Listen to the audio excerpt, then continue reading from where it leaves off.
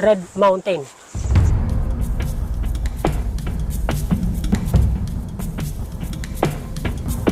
Nakita nyo naman yung kulay netong lupa. Ayan, no?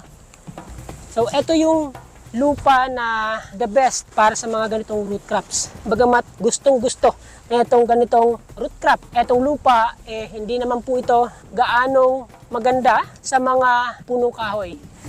Isa po yan sa mga dahilan kung bakit parang kalbo itong bundok kung titingnan natin sa malayo. Yan. So, kung dun sa malayo ay pulang lupa yung makikita natin dito, sa malapitan naman ay ito, brown yung lupa.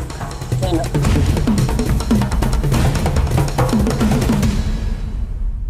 Dito nga pala, kagabi ko pang pinag-iisipan kung itutuloy ko itong lakad kasi nga, bukod sa hindi ganun kaganda yung panahon,